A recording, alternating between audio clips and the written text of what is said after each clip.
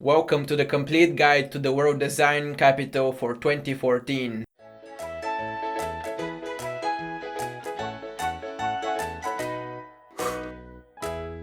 Today we're going to discuss the Mother City, the city that every year celebrates a second new year, the city that rose from a colonial ping pong to becoming the first African metropolis, Cape Town. As always, I like to start with some geography and quick history background.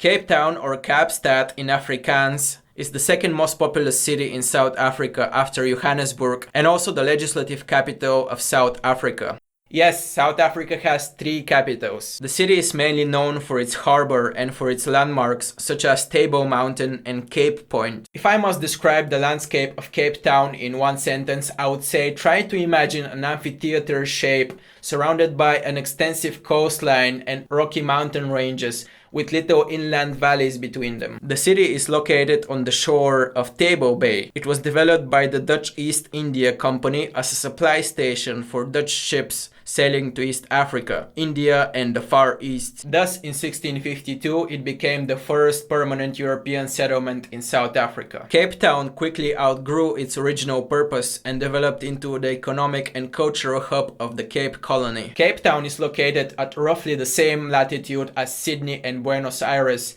which is the equivalent to Los Angeles in the Northern Hemisphere. Table Mountain, with its almost vertical cliffs and flat-topped summit over 1,000 meters high, together with Devil's Peak and Lion's Head on either side, form a dramatic mountainous range enclosing the capital area of Cape Town, the so-called City Bowl. A thin strip of cloud known as the tablecloth forms occasionally on top of the mountain. To the south, you've got the Cape Peninsula, a scenic mountainous chain that runs 40 kilometers south until the Atlantic Ocean and terminates at Cape Point. In fact, there are over 70 peaks above 300 meters within Cape Town's official city limits. Not such a boring region to explore. I also must mention Robben Island. UNESCO declared it a World Heritage Site in 1999. When it was first discovered, the Dutch settlers decided to build their first settlement here because, you see, the island gave them a better protection against wild animals. Over the years, it has been used as a prison, of course, then a leper colony, then an animal quarantine, and then a maximum security prison for political leaders. On this island, Nelson Mandela spent 18 of the 27 years of imprisonment he served in total. When it comes to climate, Cape Town is quite similar to Portugal and different parts of Spain. It does not rain that much, but the humidity is quite high. If you go through any online forum about Cape Town, you'll see the locals warning you that it's common to experience the 4 seasons in a day. So it's safe to say that the weather is quite unpredictable. Keeping an extra sweater in your backpack was never a better idea. The summer here lasts from December until March, but before you get ready for the beach, remember that water temperatures here range greatly. For example, if the water temperature in the Atlantic seaboard is about 10 degrees Celsius, in False Bay it might be up to 22 degrees. The city of Cape Town also has one of the highest biodiversity in the world. For example, in the region of Table Mountains alone, there are over 2,200 species of plants. This is almost twice as much as in the entire United Kingdom, which has 1,200 plant species. Cape Town's urban scene has been shaped by the contours of Table Mountain, the various peaks and hills surrounding the city, and the vast lowland region known as the Cape Flats. All these geographic features kind of divide the city into several sort of groupings of suburbs. Historically, some of them decided to do their own thing and handle their own business, but essentially they all started to adapt to exist in cohesion. In the quickest way I can describe them, City Bowl, the central business district of Cape Town. Here is the harbor and some of the most notable residential districts. Atlantic seaboard, beaches, cliffs, and hillside communities, highest concentration of multimillionaires in Cape Town. Blouberg, coastal region with a nuclear power station. Northern suburbs, predominantly Afrikaans-speaking region. Here is also the second largest hospital in South Africa. You hear me often mentioning the Afrikaans language, and I will tell you more about it, but later on in the demographics section. Southern suburbs, predominantly English-speaking, wine farms, some of the oldest residential areas in the city, beautiful Cape Dutch architecture. South Peninsula, South Africa's largest naval base is here, and close by is the home to a large colony of African penguins. Cape Flats. Cape Flats is a mosaic of large residential areas, informal settlements, light industrial areas, and small plots of land here and there used for agriculture. Helderberg, wine producing area located on the northeastern corner of False Bay.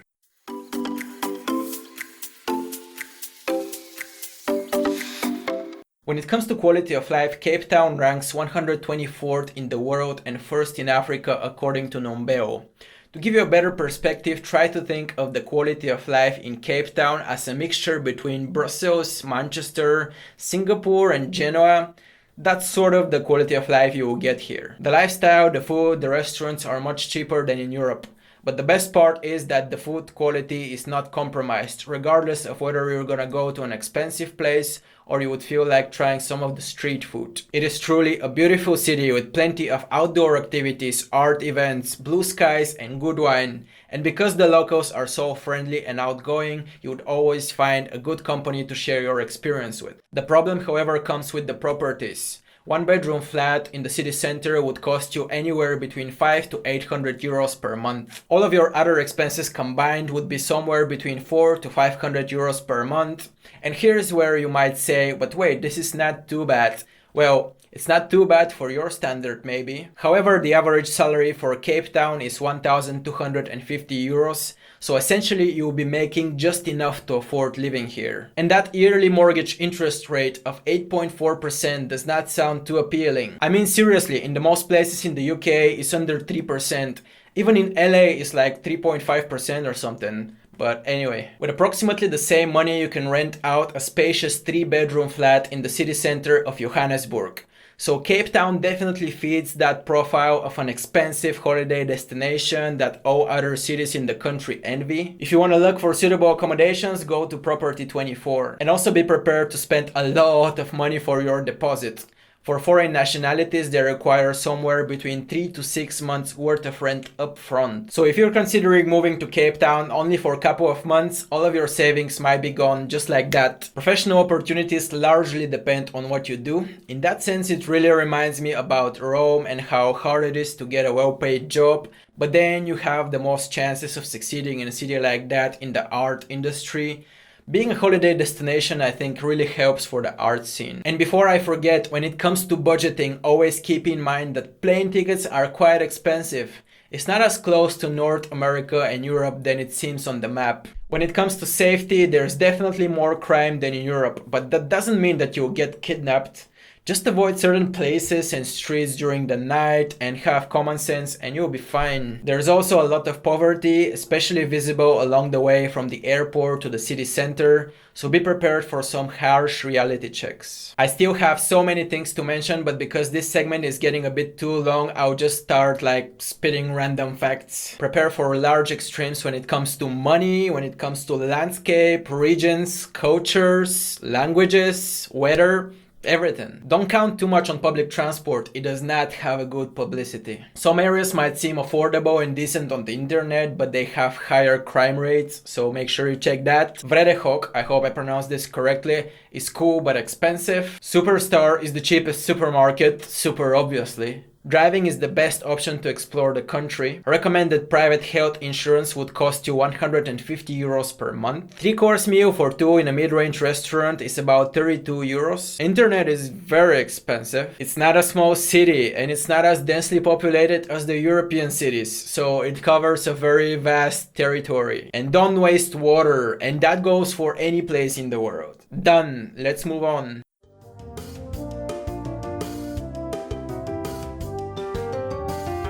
Here is where it gets really interesting. Cape Town is a huge city. Including the suburbs, the city has a population of nearly 3.8 million inhabitants. It took me forever to make this map. Oh yeah, in case you don't know, I make maps. I spend a good amount of time making sure everything fits perfectly and I represent the city in the best possible way.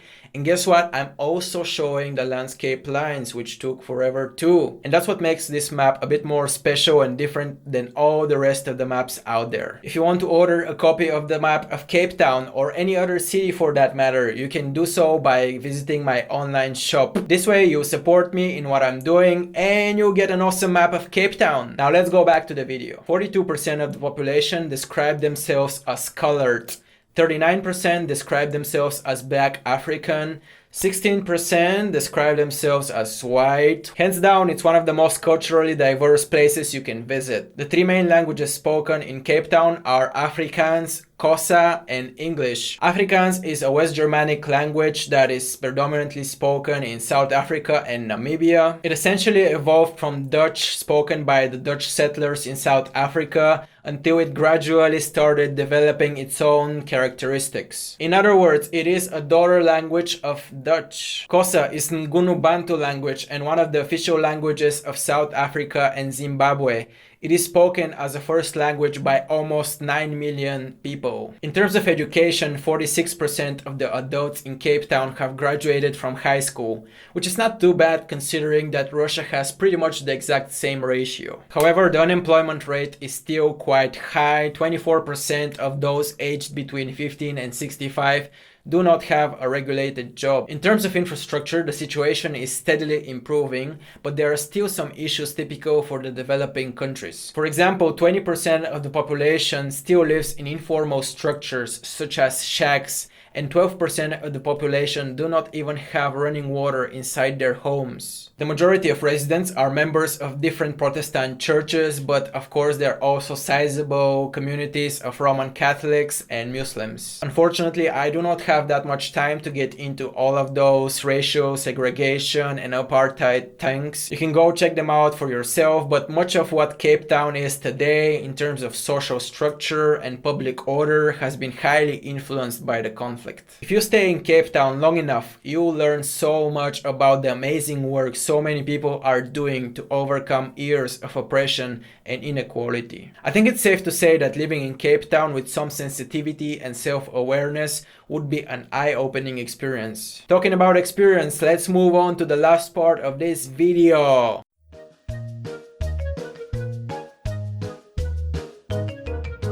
Colorful neighborhoods, fun parties, streets full of life and music. That's exactly what Cape Town is.